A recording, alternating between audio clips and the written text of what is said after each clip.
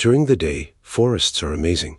People hike through them, families have picnics, photographers take beautiful pictures, birds sing, sunlight shines through the leaves, everything feels peaceful. You might even think, wow, nature is incredible. But then the sun starts going down. The shadows get longer, the birds get quieter, the path somehow looks different. And suddenly your brain starts asking questions. How far is the car? Was that path always there? Did that tree just move? The weird part is that nothing actually changed. It's still the same forest, the same trees, the same trail, the same distance back home. Yet somehow it feels like you've accidentally walked into a horror movie. So why does this happen? Why do forests become so much scarier at night? The first thing you need to understand is that your brain is old. Very old. Sure, you have a smartphone, you have Wi-Fi, GPS, artificial intelligence, online banking, but your brain is still running software from about 50,000 BC. For most of human history, darkness was bad news. Humans weren't the strongest animals. We weren't the fastest, we couldn't fly, we didn't have claws, and we definitely couldn't see very well at night. Meanwhile, many predators were just getting started. Imagine being a caveman. You finally found somewhere to sleep. You lie down, everything seems fine. Then somewhere outside your cave, you hear a growl. Congratulations, you're now part of the food chain. The humans who took darkness seriously survived. The humans who ignored strange noises, well, they didn't pass on their opinions. So even today, your brain automatically becomes more alert when it gets dark. You don't choose this, it happens automatically.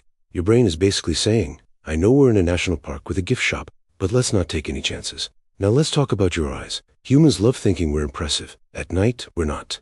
Cats can see better than us, owls can see better than us, foxes can see better than us. Honestly, if an animal has ever been a side character in the Disney movie, it probably sees better than you at night. As darkness falls, your vision gets worse. Colors disappear, details fade, distances become harder to judge, and that's when your brain starts improvising. That tree stump? Bear. That tree stump? Bear. That bush? Bear. That oddly shaped rock? Also bear. That actual bear? Definitely bear. Humans evolved to recognize patterns, especially faces. Your brain would rather mistake a tree for a predator than mistake a predator for a tree. Because one mistake is embarrassing, the other gets you eaten. So when visibility drops, your brain starts seeing threats everywhere. It's basically running a survival simulation without your permission. During the day, forests are noisy. Birds, wind, insects, rustling leaves, everything blends together. But when night arrives, something strange happens. The forest gets quieter. And when things get quieter, every tiny sound becomes important. A twig snaps, suddenly you're frozen. A leaf moves, you're now investigating like a detective. Something rustles in a bush, you've mentally updated your will.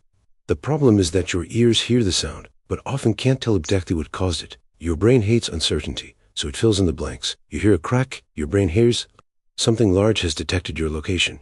In reality, it was probably a squirrel. But your brain isn't interested in probabilities, it's interested in survival. Most people think they would never get lost in a forest. Those are exactly the people who get lost in forests. Trees are surprisingly repetitive. Tree, tree, tree, another tree, a tree that looks exactly like the previous tree. At night it gets even worse. Landmarks disappear. A trail becomes harder to follow. Everything starts looking identical. Researchers have actually discovered something interesting. Without clear visual references, humans often walk in circles, even when they're trying to walk straight. Imagine spending 3 hours trying to escape a forest, only to discover you've accidentally returned to the exact tree where you started. Some hikers have literally done this, and once people realize they're lost, panic often takes over. When panic arrives, decision-making leaves. The brain that normally solves problems suddenly starts producing terrible ideas, like, maybe I should run. No, you should absolutely not throw them through a dark forest. That's how you become tomorrow's news story.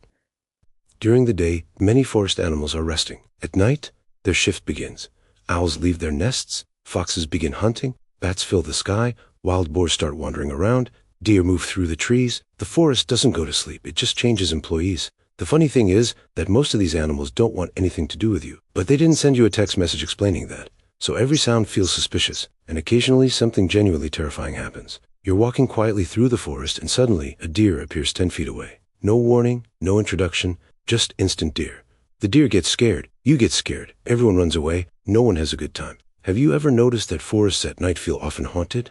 Even if you don't believe in ghosts, there's a reason for that. Humans evolved to recognize faces. In fact, we're so good at it that our brains often sees faces that don't actually exist. Tree knots become eyes, branches become arms, shadows become people. A weirdly shaped tree becomes something standing in the distance watching you. This phenomena is called pareidolia.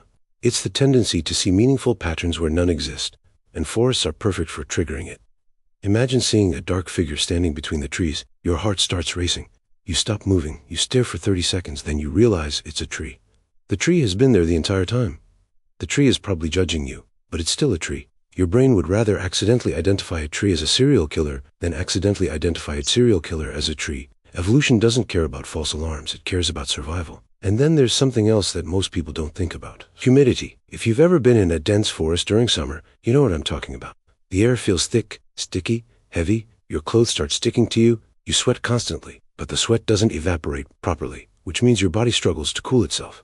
As fatigue increases, concentration drops. Decision-making becomes harder. Small problems feel bigger, normal sounds feel more threatening, and mosquitoes suddenly become the dominant species on Earth. After enough humidity, your brain stops solving problems and starts negotiating with insects. Take some blood and leave me alone.